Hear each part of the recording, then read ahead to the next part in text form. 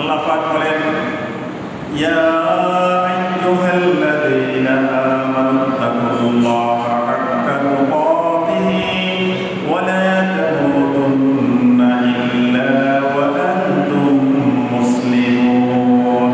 আল্লাহ বলেন, হে ঈমানদারেরা, ইত্তাকুল্লাহ, তোমরা আল্লাহকে ভয় করো, আল্লাহকে সর্বক্ষেত্রে ভয় করো, আল্লাহকে সব সময় সামনে রাখো। কিসের মাধ্যমে? নেক আমল করার মাধ্যমে, আল্লাহ পাকের বিধান পালনের মাধ্যমে, আর অন্যায়গুলো ছেড়ে দেওয়ার মাধ্যমে আল্লাহকে তোমরা মনে রাখো, আল্লাহকে ভয় করো। মনে মনে আল্লাহকে ভয় করলাম, মুখেও বললাম যে আমি আল্লাহকে ভয় করি, কিন্তু আমরা অন্যায় কাজটি করি, নেক আমল যদি ছেড়ে দেই, এটার নাম কোনো আল্লাহকে ভয় করা হতে পারে না। এই আল্লাহ পাক যারা বান্দারা যেহেতু এই কাজটা করতে সমস্যা হবে, গরমিল হবে, এই জন্যে অনেক আয়াতে বিভিন্ন বিধান পালনের আগে দিয়ে আল্লাহ পাক বান্দাকে সতর্ক করে দেওয়ার জন্য বলছে, ইয়া আইয়ুহাল্লাযীনা আমানু তাকুল্লাহ, হে ঈমানদারেরা, হে আমার মুমিন বান্দারা, তোমরা আল্লাহ পাককে ভয় করার মতো ভয় করো, হাক্কা তুকাতিহি, যেভাবে ভয় করা দরকার ঠিক সেভাবে ভয় করো, মুখে মুখে নয়। আবার মানুষের সামনে ভয় করলাম, আল্লাহকে দেখালাম মানুষকে আমি আল্লাহকে খুব ভয় করি, কিন্তু যখন আমি একা হয়ে যাই তখন আমার দ্বারা অনেক পাপাচার হয়, অনেক অপরাধ হয়। এটার নাম হাক্কা তুকাতিহি নয়। আল্লাহ বলছেন, ভয় করো, হাক্কা তুকাতিহি, পরিপূর্ণভাবে ভয় করো, ভয় করার হক আদায় করে ভয় করো। আর দুনিয়াতে যদি তোমরা আল্লাহকে ভয় করে নেক আমল করো, বদ আমল ছেড়ে দাও, ছেড়ে দেওয়ার পরে তোমাদের জীবন একদিন শেষ হয়ে আসবে। আমার কাছে আসার জন্য মৃত্যুর ফেরেশতা তোমার কাছে আসবে, মালাকুল মউত আজরাইল আলাইহিস সালাম। সে সময়ে তোমরা একটা কথা মনে রাখো, আল্লাহ বলতেছেন, ওয়ালা তামুতুন্না ইল্লা ওয়া আনতুম মুসলিমুন, তোমরা মুসলমান না হয়ে মৃত্যুবরণ করো না। তোমাকে তো মরতেই হবে, তবে মুসলমান না হয়ে, পরিপূর্ণ কামিল মুসলমান না হয়ে মৃত্যুবরণ করো না। অর্থাৎ মৃত্যুর আগের জীবনটা, এই জীবন যে আমরা নিয়ে আসছি, জীবনটা আল্লাহর পথে না চালিয়ে যদি আমরা শয়তানের পথে চালাই, অপরাধের পথে চালাই, নিজের খেয়াল খুশি মতো চলি, তাহলে মৃত্যুটা আমাদের সুন্দর হবে না। এই জন্য আল্লাহ বলছেন, কবরে মুসলমান না হয়ে, ইমানদার না হয়ে কবরে আসলে অনেক কঠিন অবস্থা। লা তামুতুন্না ইল্লা ওয়া আনতুম মুসলিমুন, যে তোমরা মৃত্যুবরণ করো না মুসলমান হওয়া ছাড়া। মুসলমান হয়ে মৃত্যুবরণ করতে হবে। আর আল্লাহ পাক আয়াতে বলেন, ইয়া আইয়াতুহান নাফসুল মুতমাইন্না ইরজিই ইলা রাব্বিকি রাদিয়াতাম মারদিয়্যা ফাদখুলি ফি ইবাদি ওয়াদখুলি জান্নাতি। আল্লাহ বলছেন, হে নফসে মুতমাইন্না, হে পবিত্র শান্ত আত্মা, ইয়া আইয়াতুন নাফসুল মুতমাইন্না, পবিত্র আত্মা, শান্ত আত্মা, এদেরকে আল্লাহ বলছেন ডেকে ডেকে যখন মৃত্যুর সময় সামনে চলে আসে, তখন রূহটা দেহের মধ্যে থাকার জন্য চেষ্টা করে। এই রূহটা দেহের মধ্যে থেকে বের হতে চায় না।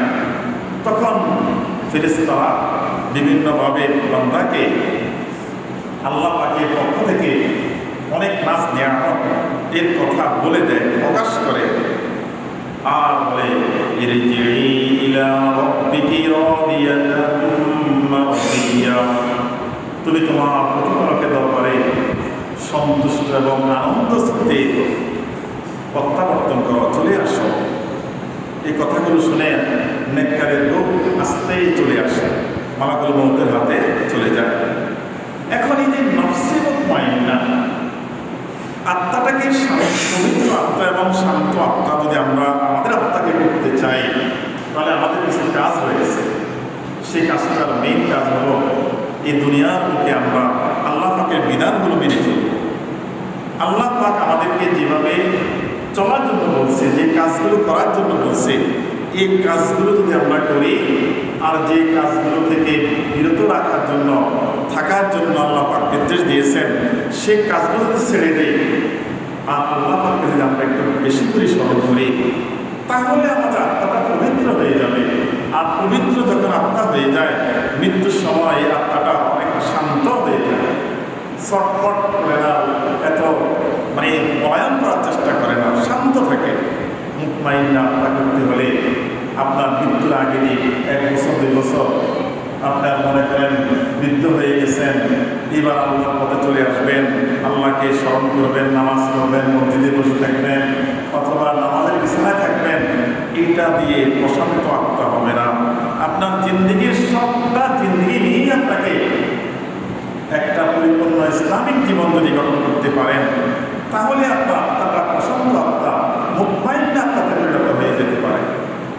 তো সেজন্য আমাদের এই আত্মাকে পবিত্র করার জন্য খেয়াল আমাদের রাখতে হবে যে আমরা যেন আমাদের এই জীবন চালানোর ক্ষেত্রে আমরা যেন অন্যায় কাজগুলো থেকে চেষ্টা করবো বিরত থাকার জন্য। আর দুটো জিনিস অত্যন্ত গুরুত্ব সহকারে আমাদেরকে খেয়াল রাখতে হবে। এর একটি হলো, যা আমরা খাবো চেষ্টা করবো হালাল খাওয়ার জন্য, যা আমরা গায়ে দিব চেষ্টা করবো হালাল টাকার গায়ে দেওয়ার জন্য, আমরা যা কিছু ব্যবহার করবো চেষ্টা করতে হবে হালাল টাকার জিনিস দিয়ে ব্যবহার করার জন্য। এটা যদি না হয়, আরেকটা জিনিস, আমাদের চক্ষুকে পর নারী থেকে বিরত থাকতে হবে, পর্দা করতে হবে নিজেদের। এটা এই দুটো জিনিস যদি কেউ ছেড়ে দেয়, তাহলে তার আত্মা প্রশান্ত আত্মা হতে পারে। প্রশান্ত আত্মা হতে হলে আপনাকে আমাকে যে খেয়াল করতে হবে, আমাদের সকল কিছু যেন হালাল পথে হয়, হালালভাবে হয়, হালাল জিনিস হয়। আর আমাদের পর্দাটা যেন আমরা নষ্ট না করে ফেলি, আর আমাদের ধ্যান ধারণা চিন্তা এর মধ্যে যেন হিংসা বিদ্বেষ, পরশ্রীকাতরতা, লোভ লালসা, অধিক খাওয়া, অধিক পড়া, অধিক টাকা, এরকম আধিক্যের প্রতি যদি আমরা না ঝুঁকে যাই, বা যদি কেউ না ঝুঁকে, তাহলে একটা সময় তার আত্মাটা প্রশান্ত আত্মা, মুতমাইন্না আত্মাতে পরিণত হয়ে যেতে পারে। আর যদি হয়ে যায়, মৃত্যুর সময় ফেরেশতারা নেয়ামত রাজি দিয়ে বলবে, ইরজিই ইলা রাব্বিকি রাদিয়াতাম মারদিয়া, আসো আসো, তুমি আত্মা চলে আসো আমার হাতে। মালাকুল মউত বলবে, তোমার জন্য আল্লাহ পাকের নেয়ামত অপেক্ষা করতেছে।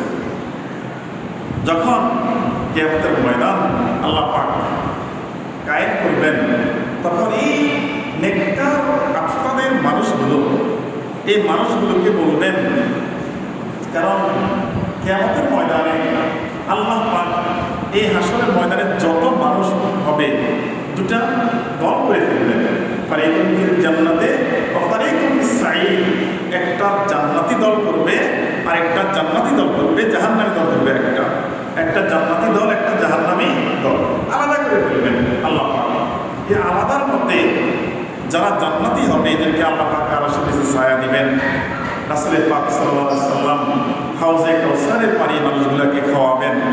আর আল্লাহ আয়াতের মধ্যে বলতেছেন, ফাদখুলি ফি ইবাদি, আমার বান্দাদের কাতারে তুমি শামিল হয়ে যাও। সুবহানাল্লাহ। কিয়ামতের ময়দানে দুই দলের মধ্যে এই মানুষগুলোকে বলবে, যারা আত্মা পরিশুদ্ধ করেছে, আত্মাটা পবিত্র করতে পেরেছে, পবিত্র করে ইন্তেকাল করতে পেরেছে, এই মানুষগুলোকে আপনারা বলবেন, তোমরা আমার জান্নাতি মানুষ ডাইন পাশে রয়েছে, তোমরা ওই দলে চলে যাও। আর কি করবে? অদখুলি জান্নাতি। আর এই মানুষগুলো যখন জান্নাতে যাবে নবী রাসূল সহ, তোমরা এই মানুষদের সাথে, এই জান্নাতি মানুষের সাথে তোমরাও জান্নাতে প্রবেশ হয়ে যাও। সুবহানাল্লাহ। তাহলে এই কাজগুলোতে আমাদের একটু কষ্ট আছে, এত সহজ নয়, কষ্ট আছে। কষ্ট কেমন? আপনাকে রাত্রে ঘুমাতে একটু দেরি হয়েছে, আপনি শেষ রাতে আপনি উঠতে পারলেন না, ঘুমের জন্য কাতর হয়ে আছেন, ফজরের আজান হলো, আপনার ঘুম আর করতে পারলেন না, নামাজ পড়তে পারলেন না, না কষ্ট করতে হবে, যে সময়ের কাজ ওই সময় করতে হবে, নামাজ পড়তে হবে, চেষ্টা করতে হবে জামাতে করার জন্য। এই কষ্ট না করলে আপনার মুতমাইন্নাতে পরিণত হওয়া যাবে না। আর বেশি বেশি আমাদেরকে আল্লাহ পাকের কাছে দোয়া করতে হবে, আল্লাহ পাক যেন আমাদেরকে হায়াতটা নেক হায়াত দান করে। নেক হায়াত যদি আমরা না পাই, এই নেক হায়াত না পাওয়ার কারণে এই হায়াত দিয়ে আমাদের কোনো উপকার হবে না, শুধু ধ্বংসের মধ্যে আমরা পড়ে যাব। আরেকটা সময় দেখা যায় মানুষ যখন সে বিভিন্নভাবে বিপদগ্রস্ত হয়ে যায়, অসুস্থ হয়ে যায়, অ্যাক্সিডেন্ট করে বা মানসিকভাবে অনেক প্রেশারের মধ্যে পড়ে যায়, তখন মানুষটা একটা সময় বলে, আল্লাহ আপনি কেন আমাকে দুনিয়া থেকে নিয়ে যাবেন না, অর্থাৎ মৃত্যু কামনা করে। এটা করা যাবে না, হাদিস শরীফে নিষেধ আছে। কারণ হাদিস শরীফে আছে আল্লাহ রাসূল বলেন, عن أنس رضي الله تعالى عنه قال قال رسول الله صلى الله عليه وسلم لا يتمنى أحدكم الموت من ضر أصابه فإن كان لابد فاعلا فليقل اللهم أحيني ما كانت الحياة خيرا لي। রাসূল পাক সাল্লাল্লাহু আলাইহি ওয়াসাল্লাম জলিল সাহাবী আনাস ইবনে মালিক রাদিয়াল্লাহু তাআলা থেকে হাদিস তিনি বলেন, রাসূল পাক সাল্লাল্লাহু আলাইহি ওয়াসাল্লাম ইরশাদ করেছেন, আমাদের উদ্দেশ্য করে বলছেন, হে আমার উম্মতেরা, লা ইয়াতামান্না আহাদুকুমুল মাউত, তোমরা মৃত্যুটা কামনা করো না, আল্লাহ আমাকে মরণ দাও, আমাকে দুনিয়া থেকে নিয়ে যাও, মৃত্যু তোমরা কামনা করো না। নিজের মৃত্যু নিজে তোমরা আল্লাহ পাকের কাছে চেয়ে নিও না। আর যদি তোমরা আল্লাহ শিখিয়ে দিয়েছেন যে যদি এমন একটা অবস্থা হয়ে যায় এই দুনিয়াতে তোমার থাকা একেবারে কষ্টকর, যেমন দেখেন ইরানের মধ্যে আপনার যখন বোম নিক্ষেপ করছে বাড়িতে, হয়তো কারো হাত চলে গেছে, পা চলে গেছে, বুকের মধ্যে পাথর আটকা পড়ে আছে, কঠিন অবস্থা। এইরকম কঠিন অবস্থার মধ্যে যখন মানুষ পড়ে যায়, যখন তার মনে করে যেন আর নিজেকে দুনিয়াতে স্বাভাবিক আনতে পারবে না, কঠিন অবস্থা যদি পড়ে যায়, তখনও এই কথা বলা যাবে না আল্লাহ আমাকে মরণ দিয়ে দাও, এই কথা বলা যাবে না। একটা দোয়া শিক্ষা দিয়েছেন আল্লাহ রাসূল সাল্লাল্লাহু আলাইহি ওয়াসাল্লাম যে তোমরা এই কথা বলো, তোমরা বিপদে পড়ে যাও, আল্লাহুম্মা আহইনি মা কানাতিল হায়াতু খায়রান লি, বলতে হবে হে আল্লাহ আমাকে জীবিত রাখুন যে পর্যন্ত জীবন আমার পক্ষে কল্যাণকর হয়। জীবনটা আমার যতদিন আমার পক্ষে ভালো থাকে, কল্যাণকর থাকে, ততদিন পর্যন্ত তুমি আমার জীবনটাকে রাখো। আর আবার একটা দোয়া করতে হবে, ওয়াতাওয়াফানি ইযা কানাতিল ওয়াফাতু খায়রান লি, আর যদি মৃত্যু আমার জন্য কল্যাণকর হয় তাহলে আমার মৃত্যু দান করো, আমাকে দুনিয়া থেকে নেও। যদি মৃত্যুটা আমার জন্য ভালো হয় তখন এই কথা বলা যাবে। যখন দেখা যায় দুনিয়াতে মনে হয় যেন তার আর থাকার কোনো সম্ভাবনা নেই, কঠিন পরিস্থিতির মধ্যে পড়ে গেছে, তারপর আল্লাহ পাকের কাছে এই কথা বলা যাবে না, আল্লাহ আমার মৃত্যু দেও, আমাকে নিয়ে যাও, এই কথা বলা যাবে না। হাদিস শরীফে আছে, আরেক হাদিসে আছে, নবী রাদিয়াল্লাহু তাআলা قال قال رسول الله صلى الله عليه وسلم لا يتمنى أحدكم الموت أما محسنا فلعله أن يزداد خيرا وأما محسنا فلعله أن يستعجل। বুখারী শরীফ থেকে হাদিস, রাসূল পাক সাল্লাল্লাহু আলাইহি ওয়াসাল্লাম ইরশাদ করেছেন যে তোমরা মৃত্যুকে কামনা করো না, মৃত্যু চলে আসো, মৃত্যু হয়ে যাক, এই কথা আল্লাহ পাকের কাছে দোয়া করো না। কারণ আল্লাহ রাসূল সাল্লাল্লাহু আলাইহি ওয়াসাল্লাম এই কারণটাও কেন বলবেন এটা বলে দিয়েছেন, আম্মা মুহসিনান ফাআল্লাহু আন ইয়াজদাদা খায়রা, যদি তুমি নেককার বান্দা হও, যদি তুমি নেককার বান্দা হও তাহলে মৃত্যুর আসার আগ পর্যন্ত তুমি অধিক নেক অর্জন করতে পারবে। সুতরাং মৃত্যু আসতে তোমার নেক দরজা বন্ধ হয়ে যাবে, এই জন্য মৃত্যুর কামনা করা যাবে না। আর যদি আর যদি তুমি বদকার হও, গুনাহগার বান্দা হও, তাহলে মৃত্যুর কামনা করো না। কেন? তারা আল্লাহু ইয়াস্তাজিল, কারণ তুমি যদি কিছুদিন হায়াত পাও তাহলে হয়তো একটা সময় ভুল বুঝতে পারবে, আল্লাহ পাকের কাছে ওয়াদা করতে পারবে, তওবা করতে পারবে, করে যদি আল্লাহ পাকের কাছে দুনিয়াতে থেকে জিন্দেগীর গুনাহ ক্ষমা নিয়ে নাও যাওয়া যায়, তাহলে এই গুনাহ পরকালীন জীবনে কবরের জিন্দেগীতে যতই কান্নাকাটি করবে এই গুনাহ ক্ষমা হবে না। কারণ মৃত্যুর সাথে সাথে তার তওবার কথা বন্ধ হয়ে যায়। দুনিয়াতে যতদিন হায়াত থাকে অতদিন আল্লাহ পাকের কাছে তওবা ইস্তেগফার। আর যদি একটা মানুষ বলে আমাকে আল্লাহ তুমি নিয়ে যাও, দুনিয়া থেকে নিয়ে যাও, তাহলে তার তো সে গুনাহগার হলে তো তার তওবার সুযোগ পাবে না, সে তো চলেই গেল। এই জন্য মৃত্যু কামনা করা যাবে না। যদি একটা মানুষ ভালো হয়, নেককার হয়, হলে তার যখন সামনে মৃত্যুটা চলে আসে, হাদিস শরীফ আসছে এইভাবে, قال رسول الله صلى الله عليه وسلم الميت تحضره الملائكة فإذا كان الرجل صالحا قالوا اخرجي أيتها النفس الطيب। রাসূল পাক সাল্লাল্লাহু আলাইহি হাদিসে বলেন, একজন মানুষ মুমূর্ষু যখন হয়ে যায়, এই মুমূর্ষু মানুষটা যখন সে আপনার মৃত্যুর শয্যায় চলে যায়, চলে যাওয়ার পরে ফেরেশতা তার কাছে আসে, এসে তখন তার কাছে একটা সুসংবাদ দেয়, ইযা কানা রাজুলুন সালিহা, এই লোকটা যদি সলিহ হয় অর্থাৎ নেককার হয়, পরকালীন জীবনে আমরা কে নেককার কে বদকার এটা তো আমরা পড়া করতে পারি না, কিন্তু আল্লাহ পাকের কাছে হিসাব আছে। আবার কিছু মানুষ সে বুঝতে পারে আল্লাহ পাক যে তাকে কবুল করছেন, বুঝতে পারে একটা সময় বুঝতে পারে যে আল্লাহ পাকের ওলির দরজায় সে পৌঁছে গেছে, সেটার ভিন্ন কথা। এমনি তো মানুষ বুঝতে পারে না যে সে আসলে নেককার না বদকার। এই মানটা মানুষ যখন নেককার মানুষ হয়, তার স্বাভাবিক মানুষ ঠিক আছে, কিন্তু আল্লাহ পাকের দরবারে সে কবুল হয়ে গেছে, এরকম নেককার একজন বান্দা কাছে যখন মৃত্যুর ফেরেশতা আসে, তখন তার কাছে আসলে স্বাভাবিক মৃত্যুর মালাকুল মউত দেখলে মানুষ এমনিতে ভয় পায়।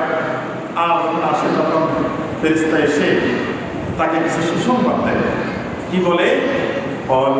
উখরুজি আইয়াতুহান নাফসুত তাইয়্যিব কানা ফি জাসাদিত তাইয়্যিব, বের হয়ে আসো। আত্মাকে বের হওয়ার জন্য বলে, আত্মা বের হয়ে আসো, কারণ তুমি পবিত্র আত্মা, আর তুমি ছিলে পবিত্র একটা দেহের মধ্যে। এইখানে একটা দেখেন, আমরা যখন নামাজে দাঁড়াই, নামাজের মধ্যে তিনটা ফরজ, শরীর পাক, কাপড় পাক, নামাজের জায়গা পাক, তিনটা কিন্তু পাক ফরজ জিনিস।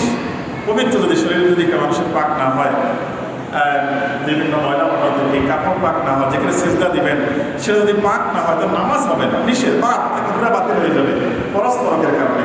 ঠিক তেমনিভাবে মানুষটার আত্মা যখন মানুষের দেহে থাকে, দেহটাও পবিত্র, একটা আত্মা একটা পবিত্র দেহ, দুটা জিনিসের সমন্বয়ে একজন মানুষ সলেহ বান্দা হয়ে থাকে। এখন সলেহ বান্দা যখন হয় তখন এই ডাক দিয়ে বলে, তুমি একটা নেককার বান্দা ছিলে, তুমি একটা পবিত্র আত্মা পবিত্র দেহের মধ্যে ছিলে। এখন আমরা দেহটাকে পবিত্র করবো কীভাবে? দেহটাকে পবিত্র করতে হলে চিন্তা করতে হবে কোনো হারাম জিনিস যেন দেহের মধ্যে না যায়, খাওয়ার মধ্যে যেন হারাম খানা না হয়ে যায়।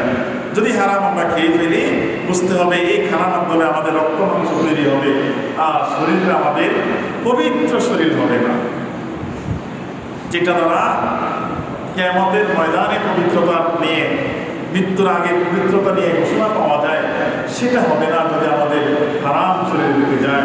কাপড়টা যেটা গায়ে থাকবে সেটা যদি হারামের টাকায় থাকে, তাহলে তো সেই টাকাটা আসবে না। যে পবিত্র আত্মা, তুমি পবিত্র দেখেছিলে, আর পবিত্র আত্মাটা হতে হলে মনটার মধ্যে অনেক আবর্জনা রয়েছে মনের মধ্যে মানুষের, যে মানুষ হিংসা লালন করে, আপনার অন্যের ক্ষতি করার চেষ্টা করা একটা মনের মধ্যে লালন করে, আবার নিজের অনেক বড় হয়ে যাবে, মানুষের মানুষ অনেক ছোট থাকেও নিজেকে অনেক বড় করার জন্য মানুষের খায়েশ থাকে। আর অনেক মানুষের যখন আপনার বয়স হয়ে যায়, দুটা জিনিস রাসূলুল্লাহ সাল্লাল্লাহু আলাইহি ওয়াসাল্লাম বলছেন, তার লোভ শেষ হয় না, আরও বেশি বাঁচা, লোভ শেষ হয় না, তার আরও বেশি সম্পদ থাকুক, এটাই দুটা লোভ শেষ হয় না। সুতরাং এই লোকগুলা থেকে মানুষ যখন পবিত্র হয়ে যায়, তখন এই যখন বলে যে রুজি হামিদা অবসা বিরায় রব্বি বাইরে যখন বলে যে তুমি বের হয়ে আসো, তুমি পবিত্র বের হয়ে আসো, তুমি প্রশংসিত একটা আত্মা, তোমার জন্য সুসংবাদ রয়েছে, তোমার জন্য শান্তির ব্যবস্থা রয়েছে, তোমার জন্য জান্নাতে খাওয়ার ব্যবস্থা রয়েছে, সুখাদ্যের ব্যবস্থা রয়েছে। আত্মা তুমি বের হয়ে আসো। ডাক দেয় ভালো ভালো কথাগুলো বলে, তুমি কষ্ট করেছো আল্লাহর জন্য, আজকে তুমি মৃত্যুর পথযাত্রী, আল্লাহ তোমাকে কবুল করছে, তুমি আসতে চলে আসো। এইভাবে যখন ভালো কথাগুলো বলে তাকে ডাক দেওয়া হয়, সে তখন আসতে সহজেই চলে আসে। আর যদি মৌসিয়ান গুণাগার হয়ে যায় তখন সে লুকানোর চেষ্টা করে, আর তার দেহের মধ্যে শুধু লুকানোর চেষ্টা করে। আর ফেরেশতা তখন তার হাত পা গুলো চেপে চেপে একেবারে অবশ করে ফেলে। হাত পা গুলো মনে হয় যেন ভেঙে ফেলে দিয়েছে। একেবারে তার ব্যবহার করতে করতে তার আত্মাটাকে কোনো দিকে যেন লুকাতে না পারে, তারপরে এমন ধরে টান দেয় মনে হয় যেন রাসূলুল্লাহ সাল্লাল্লাহু আলাইহি ওয়াসাল্লাম বলছেন যে তুলার মধ্যে গরম কোনো শলাকা দিলে টান দিলে যেরকম তুলা চলে আসে, একেবারে শলার মধ্যে গেঁথে থাকে, ঠিক এই অবস্থা হয়ে যায়। আত্মা যখন টান দেওয়া হয়, এই আত্মার ভিতর থেকে মনে হয় যেন সবগুলো গলিয়ে একেবারে পানি করে ফেলে দিয়েছে। এই কষ্টটা কিয়ামতের ময়দান পর্যন্ত তার এই দেহ থেকে কষ্ট যায় না। সুতরাং আমরা যদি আমাদের মৃত্যুটাকে সুন্দর চাই, আমরা যদি আমাদের পরকালীন জীবন কবর যদি সুন্দর চাই, তাহলে নেক কাজ করে বদ কাজ ছেড়ে দেওয়া ছাড়া কোনো বিকল্প নাই, কোনো বিকল্প নাই। আল্লাহ পাক আমাদেরকে তৌফিক দান করুন। আমিন। ওয়া আখিরু দাওয়ানা আলহামদুলিল্লাহি রাব্বিল আলামিন।